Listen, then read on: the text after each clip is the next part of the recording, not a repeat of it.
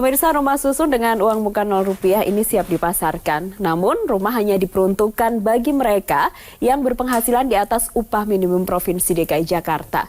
Sebab angsuran yang harus dibayar 2,1 juta hingga 2,6 juta rupiah selama 20 tahun. Sementara bagi mereka yang mempunyai gaji di bawah UMP, disiapkan rusunawa yang dapat disewa Rp765.000 sampai Rp1,5 juta per bulan selama 20 tahun.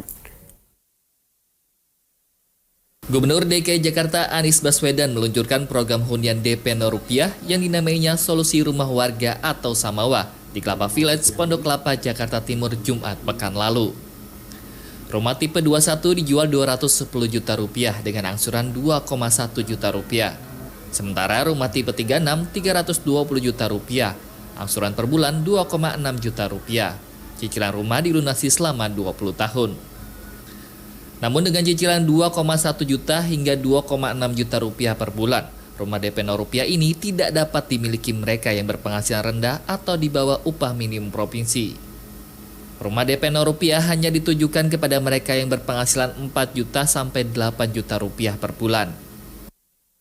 Gubernur DKI Jakarta Anies Baswedan menjelaskan, berdasarkan skema perbankan, 30% dari penghasilan digunakan untuk mencicil, sehingga tidak dapat digunakan bagi mereka yang berpenghasilan sesuai UMP DKI Jakarta Rp3,6 juta. Bagi masyarakat yang berpenghasilannya di bawah UMP, Anies menganjurkan menyewa rusunawa daripada membeli rumah. Nantinya unit rusunawa menjadi milik si pembayar sewa jika sudah genap 20 tahun. Cicilan per bulannya antara Rp765.000 hingga Rp1,5 juta per bulan.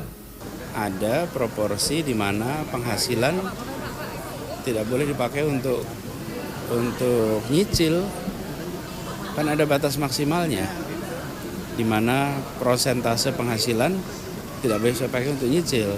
Karena itu bagi mereka yang di bawah UMP, programnya adalah menyewa untuk memiliki. Jadi rusunawa, di mana mereka menyewa, nanti setelah digunakan selama 20 tahun, maka rumah susun itu bisa menjadi miliknya. Statusnya sewa beli. Nah, itu untuk yang mereka berada di bawah UMP. Jadi program ini adalah mereka yang memang bisa menggunakan. Pendaftaran pembelian rumah DP Rupiah telah dibuka secara online melalui website dprupiah.jakarta.go.id maupun offline dengan mendatangi loket di kantor Dinas Perumahan Rakyat dan Kawasan Permukiman DKI Jakarta serta 5 kantor wali kota DKI Jakarta dengan membawa persyaratan administrasi sejak 1 November 2018. Sementara untuk pendaftaran kepemilikan rusunawa telah dibuka sejak 2013 lalu. Bahkan saat ini telah ada 14.624 orang yang masuk dalam daftar tunggu untuk menyewa rusunawa. Padahal saat ini baru tersedia 9.430 unit rusunawa baru. Pemprov DKI mempersilahkan mereka yang telah masuk daftar tunggu untuk mendaftar ulang. Tim Liputan, JAK TV. Jadi kalau orang yang penghasilannya di bawah UMP dan dialokasikan untuk nyicil, habis uangnya.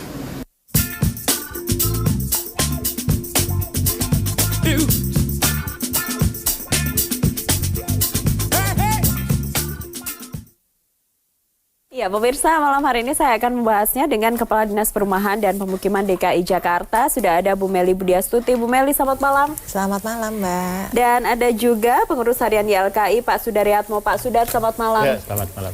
Bu Meli, ini kan program yang sudah sangat dinantikan perkembangannya oleh masyarakat DKI Jakarta khususnya. Bagaimana strateginya agar program ini memang betul-betul tepat sasaran? Iya, baik, terima kasih Mbak Ayu. Jadi Pemprov DKI Jakarta sudah menerbitkan Peraturan Gubernur Nomor 104 Tahun 2018 tentang fasilitasi pembiayaan pemilikan rumah bagi MBR. Di situ sudah jelas bahwa sasaran kami adalah masyarakat berpenghasilan rendah. Nah, di pergub tersebut juga diatur bahwa untuk persyaratan untuk mendapatkan ataupun mengajukan permohonan tentunya itu harus ber-KTP DKI. Jadi mohon maaf buat warga yang mungkin tinggal di Jakarta tapi tidak ber-KTP DKI, peluang itu mungkin tidak ada, kan gitu ya. Karena kami berkewajiban melayani warga Jakarta. Nah, setelah itu adalah minimal sudah bertempat tinggal di Jakarta 5 tahun, kan seperti itu. Dan yang pasti dia belum memiliki rumah, gitu. Ini adalah rumah pertama. Ya, ini rumah pertama karena selama ini dia kesulitan untuk memiliki rumah. Dan selanjutnya adalah dia belum pernah mendapatkan subsidi kepemilikan rumah kan gitu dari pemerintah kan seperti itu. Nah, hal-hal yang lain ya seperti biasa penghasilannya harus 4 sampai dengan 7 juta. Nah, jadi kalau di atas 7 juta juga bukan target sasaran kami, begitu kan. Nah, ini kami menjaga benar-benar. Jadi masyarakat yang memenuhi persyaratan tadi itu bisa mendaftar, di mana pendaftaran seperti tadi sudah disampaikan mulai 1 November 2018 dengan mengisi di Pergub itu ada lampirannya mengisi permohonan kepada Pak Gubernur untuk mendapatkan fasilitasi pembiayaan untuk kepemilikan rumah. Jadi memang istilahnya DP 0 rupiah itu adalah Pemda membantu masyarakat tidak menyiapkan uang tunai, begitu. Jadi biasa kan kalau kita memiliki rumah siapkan uang tunai 20% kah atau 10% atau berapa persen. Nah, tentunya itu agak kesulitan buat masyarakat berpenghasilan rendah.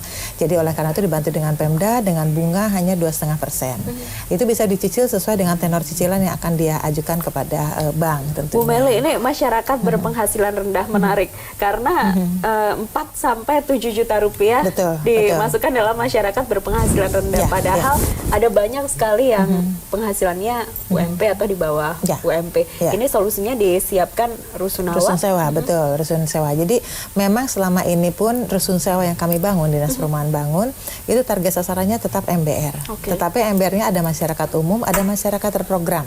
Terprogram adalah masyarakat yang terkena relokasi, penertiban bantaran sungai, setelah itu penataan sarana prasarana kota kan seperti itu.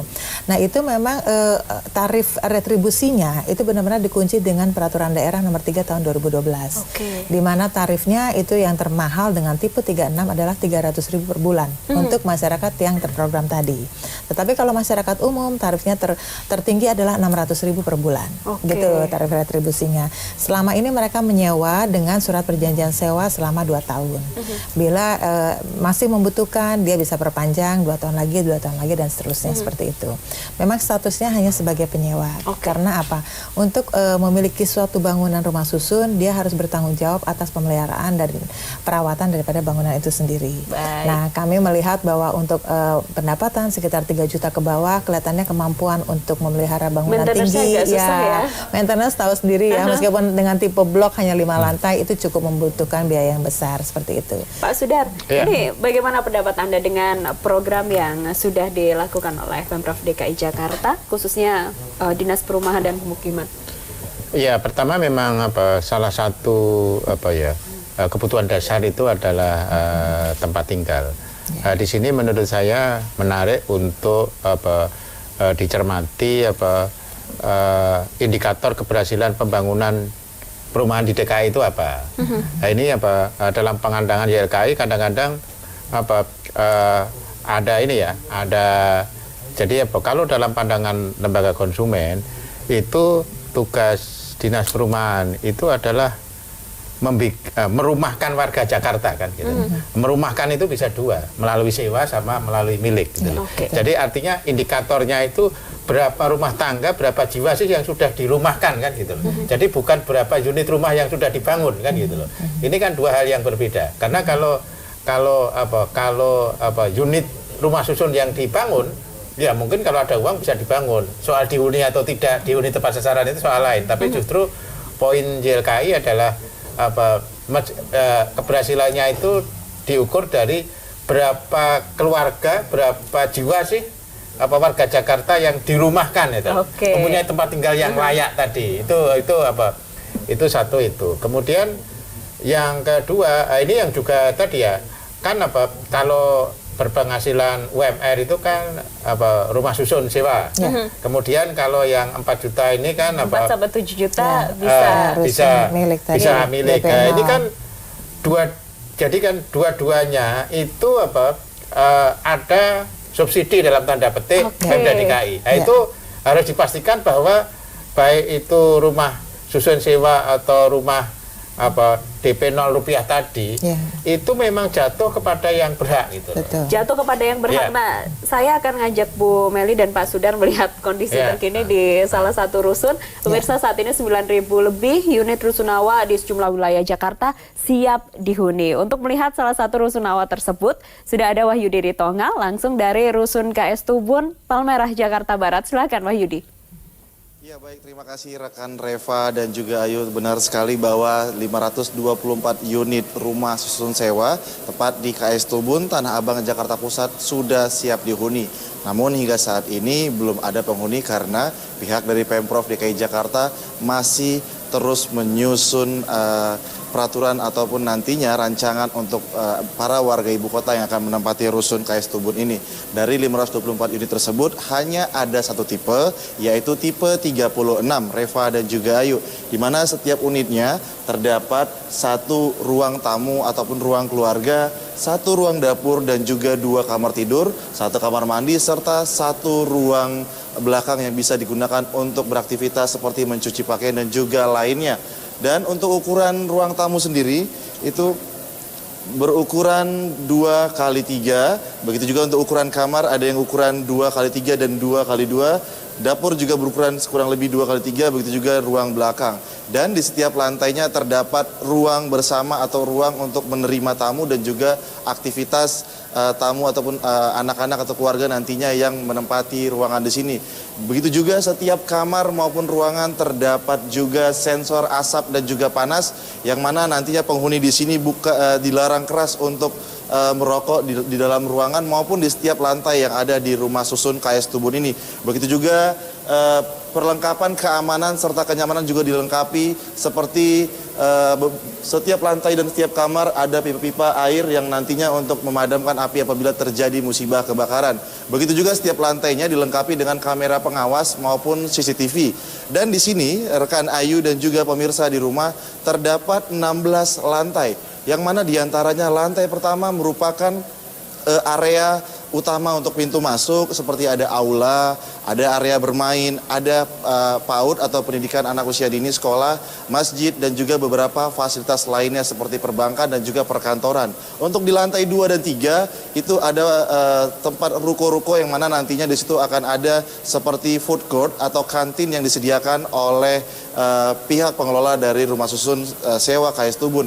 Dan untuk rumah yang siap huni itu ada di lantai 4 hingga lantai 16. Di tempat saya berdiri saat ini ada di lantai 4, yang mana di setiap lantainya terdapat 4 unit lift. 2 unit lift dapat digunakan bagi para warga yang nantinya akan menempati rumah susun sewa ini, dan 2 lift nantinya juga akan digunakan untuk pelayanan maupun servis dan juga beberapa warga yang akan melakukan pengangkatan barang hingga pindahan nantinya ke sini. Selain itu juga memang rumah susun di KS Tubun ini untuk aksesnya sendiri sangat bermanfaat sekali bagi banyak orang yang akan menempati ini, karena dekat kemanapun, seperti dekat ke area perkantoran, Jalan Tamrin dan juga Jalan Jenderal Sudirman.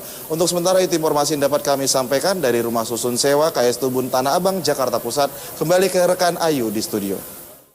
Iya, terima kasih Wahyudi, selamat bertugas kembali. Keren banget rusunnya Bu Meli, kayak apartemen gitu ya. Betul. Kalau kita lihat, tapi finishingnya bagus semua. Ya. Masih kosong? Ya, ini untuk saat ini, jadi begini, ada 12 lokasi rusun baru yang siap huni tahun 2018 ini, dan itu diperuntukkan untuk sementara ini untuk masyarakat umum yang sudah mendaftar di Dinas Perumahan maupun di UPT dulu dari tahun 2013, Pak.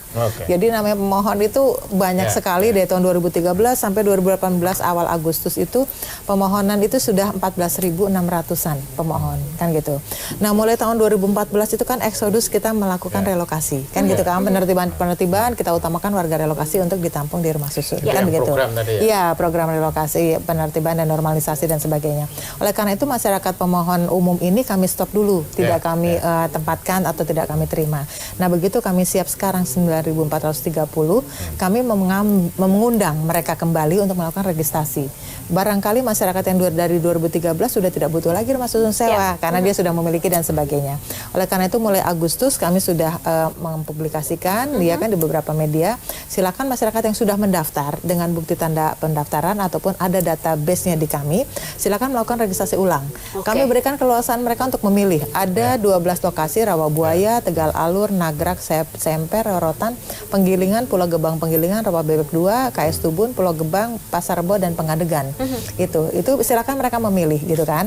Dan untuk tarif memang kami lagi mengusulkan kepada Pak Gubernur dalam bentuk pergub dulu, karena kalau menunggu perda agak lama, sedangkan ini sudah siap untuk dihuni. Nah, itu usulan kami adalah dengan mengacu kepada Permenpera 18 tahun 2007, itu untuk yang lokasi strategis seperti KS Tubun dan Rawabuaya itu tarif sewanya 1,5 juta per bulan. Di luar daripada penggunaan listrik dan air unitnya masing-masing. Untuk maintenance sudah jadi tidak kenakan lagi biaya iuran pengelolaan lingkungan ataupun biaya maintenance dan lainnya, sudah itu sudah including di retribusi. Nah, sedangkan lokasi yang tidak strategis itu dikenakan pengurangan retribusi sebesar 50%, jadi 765.000 per bulan. Gitu. Bu Meli, tadi KS Tubun kalau kita lihat sudah sangat layak huni, sudah jadi dan sudah bagus sekali. Kapan targetnya bisa benar-benar masyarakat yang mendaftar nanti sudah bisa masuk? Iya, target kita sih begitu pergub itu keluar mengenai tarif, langsung kita bisa mengundang mereka untuk melakukan pengundian, karena kan untuk penempatan unitnya kami juga transparan.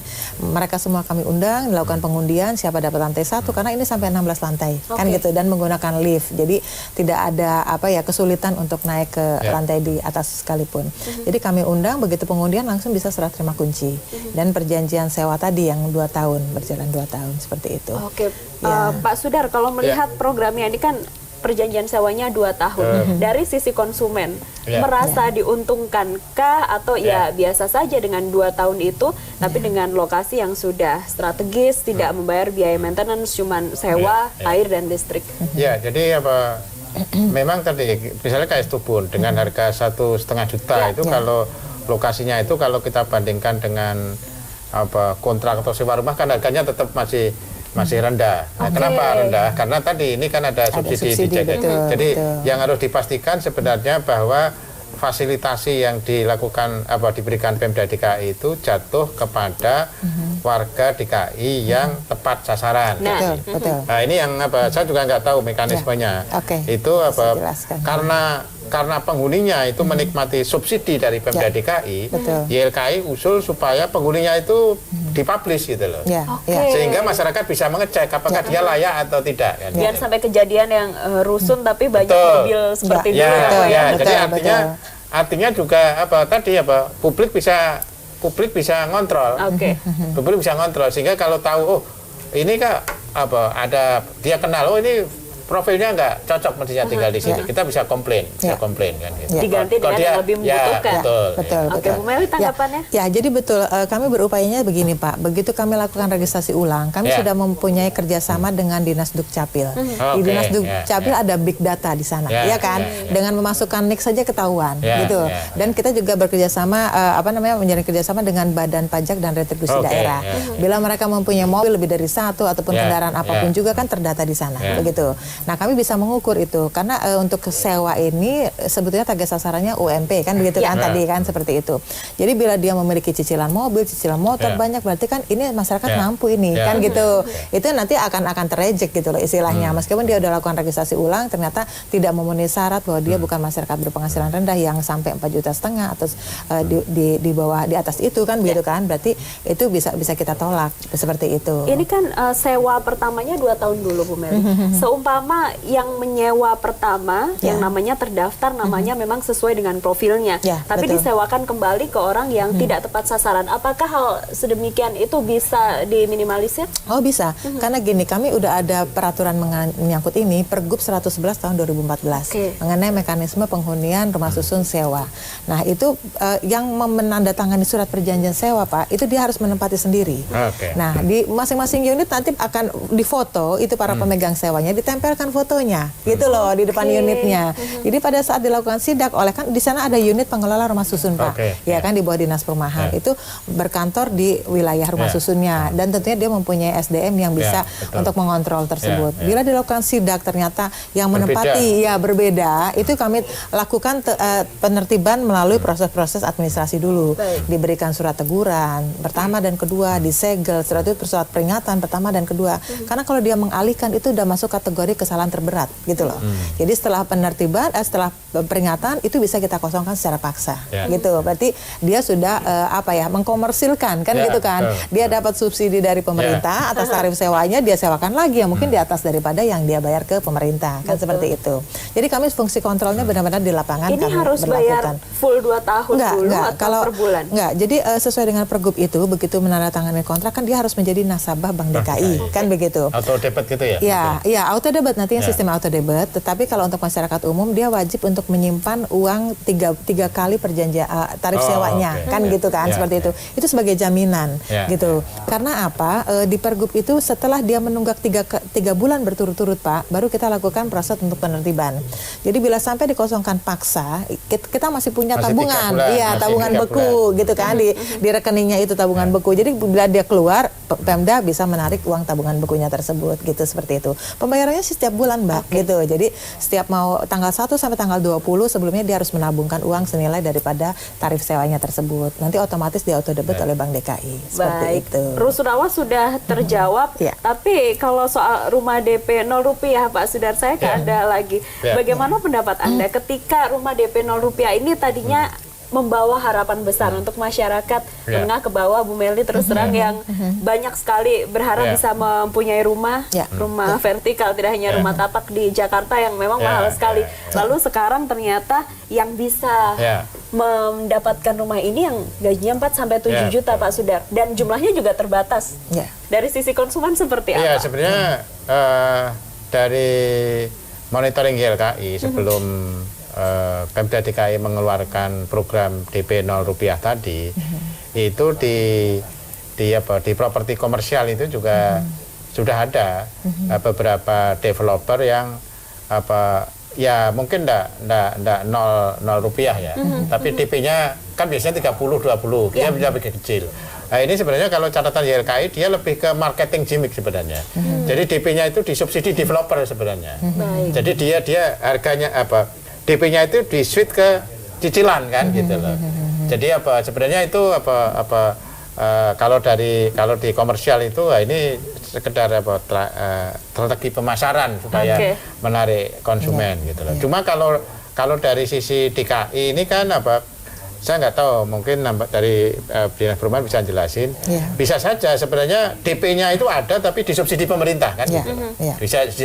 Namanya nggak jadi rumah DP 0 rupiah dong. Ya, artinya kan itu kan bentuk perhatian pemerintah. DP-nya itu disubsidi. Sebenarnya ada DP-nya tapi DP-nya itu dibayari pemerintah atau tadi. Jadi ini yang sebenarnya karena kalau dari sisi praktek perbankan itu DP itu penting karena pertama untuk mengetahui kemampuan bayar konsumen sebenarnya. Kemampuan bayar konsumen. Jadi paling nggak dengan dia bisa mengalokasikan DP 30%, dia punya kemampuan membayar tadi. Sama yang kedua, DP itu penting dalam konteks ini bagian dari prinsip kehati-hatian bank dalam menyalurkan kredit gitu. Bu Melly, terakhir ini untuk rumah DP 0 rupiah tetap ada prosedur seperti BI checking dan sebagainya? Iya, tetap gitu. Jadi pendaftaran itu tugas kami proses dulu kan begitu kan, dengan melihat persyaratan. Sama kami juga harus melakukan verifikasi dengan Dinas Dukcapil, dengan Badan Pajak dan juga unit di lingkungan Pemda lainnya kan begitu kan, benarkah dia tepat sasaran. Nah setelah itu ada screeningnya, ada skor terhadap screening tersebut kan gitu kan. Kita melihat apakah dia sudah berkeluarga atau tidak, karena kami prioritaskan memang yang sudah berkeluarga. Dan juga berapa lama sih dia tinggal di Jakarta, misalkan udah 10 tahun tapi dia belum punya rumah, tentu dia prioritas kan begitu. Jadi pertimbangan-pertimbangan inilah yang sistem yang akan memfilter itu, begitu kan, seperti itu. Jadi artinya memang kita semua disiapkan sesuai sasaran. Iya. Dan nanti waiting list itu begitu semua sudah lulus, bank akan bank checking yang pertama, gitu kan. Dia akan cek melihat semua, gitu kan, kemampuan dia untuk membayar, mencicil dan sebagainya, itu pastinya bank masuk di situ, gitu. Setelah itu baru ditetapkan dengan SK Gubernur. Baik, ini baru bisa daftar nanti November. Terima kasih Bu tanggal Melly 1 November. Terima kasih Mbak Ayu. Kepada kami yang mau daftar harus sabar sampai 1 November dulu. Pemirsa, Menteri Koordinator Bidang Kemaritiman Luhut Binsar Panjaitan dan Menteri Keuangan Sri Mulyani dilaporkan ke Bawaslu. Informasi selengkapnya akan kami hadirkan usai jeda.